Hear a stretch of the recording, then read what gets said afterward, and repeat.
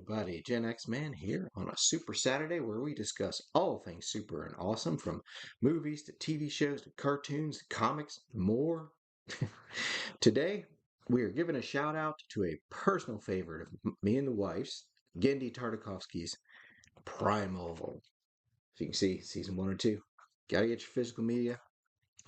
Now, Primal was one of those serendipitous things that came out of animator Genndy Tartakovsky, something that just comes barreling out of left field and knocks you right over.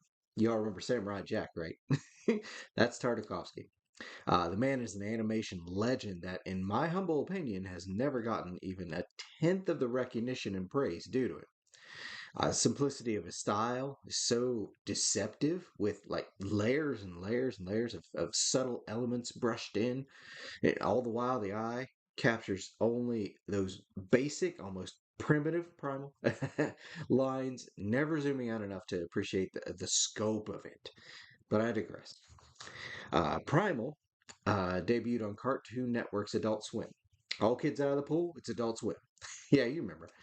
The first episode aired October 8, 2019, with 5 more episodes dropping throughout the week, or actually 4, so it's a total of 5. This was a 10 episode run, and we didn't get to see the next 5 until April 2020.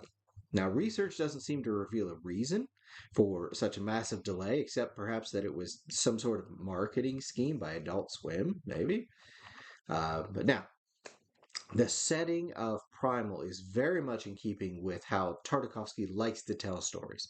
He doesn't slavishly follow historical detail or even grounded reality.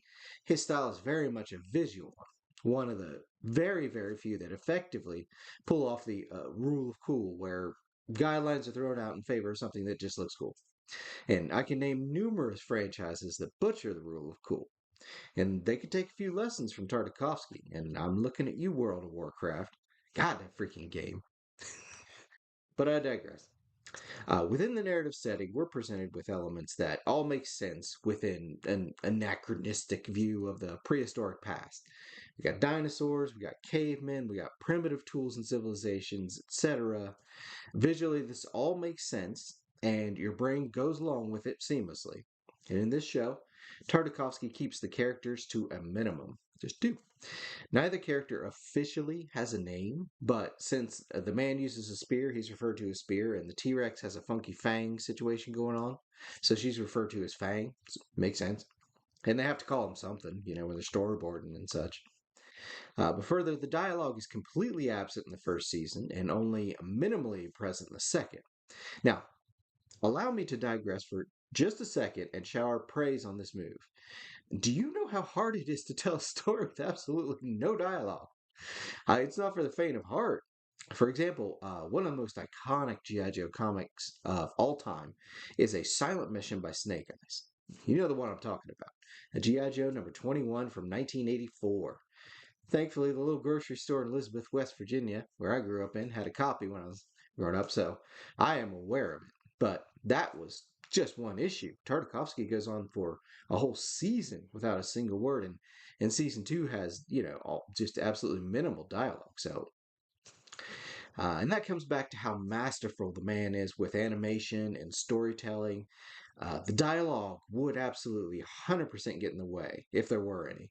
The story is there on the screen. It doesn't need bogged down with words. Tartakovsky has stated that in his early sketch works for the idea, nothing was clicking.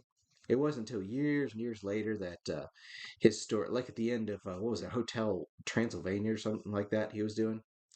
But he said that's when the storytelling had come around again to wanting to tell more story with less or no dialogue and slow moments that the concept started filling out. He's further stated that inspiration for the concept crept in from vintage pulp novels like Conan the Barbarian and films like The Revenant. And I think I can guess which parts inspired Primal. Yeah, bro had a bad day in The Revenant. And Leo, it's called acting. You're acting. You don't have to eat. Whatever. Initially, Tartakovsky was worried people wouldn't take the series seriously because it's a dude and a dinosaur, clearly underestimating our 12-year-old brains.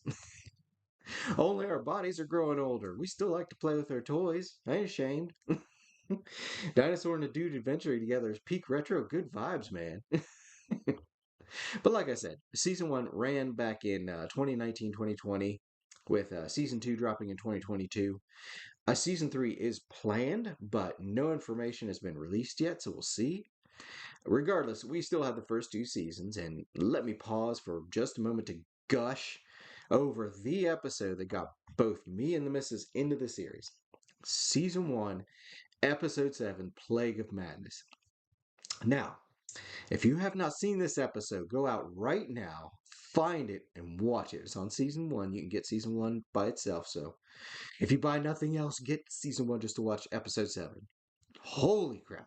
I have never seen anything like it. Spoilers ahead, but mild spoilers. So you have a giant long-necked dinosaur, stated to be an Argentinosaurus. I'll get it out here eventually. Infected by a Parasaurolophus, little duckbill-looking thing. Astute observers may notice a correlation between the two dinos and a certain tale of a land before time, perhaps.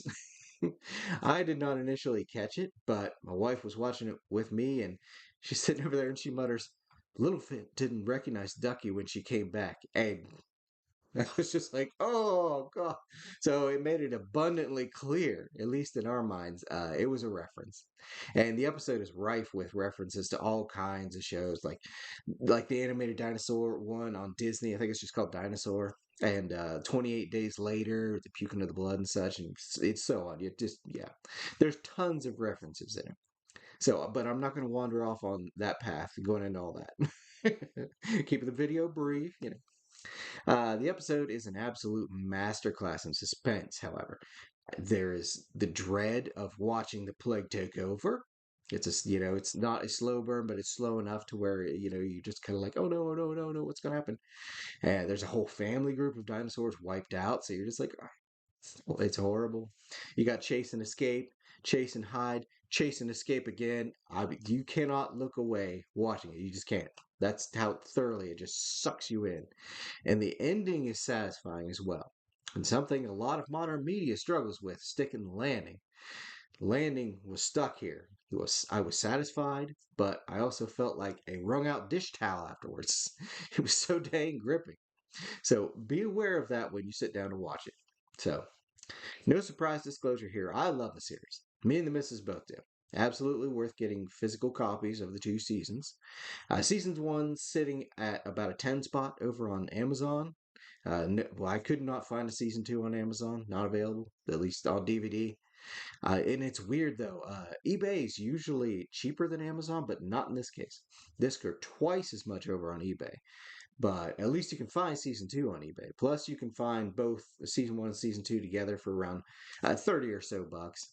But trust me, it's well worth the price tag. This show is absolutely fantastic. You will watch it again and again, especially season one, episode 7. But there you have it. Genndy Tartakovsky's Primal. Rest assured, I will likely be talking about Tartakovsky again at some point. He's one of my favorite animators out there, and I feel like the man just doesn't get enough shout outs and praise. So I plan to do my part as time goes by and release more of these here videos.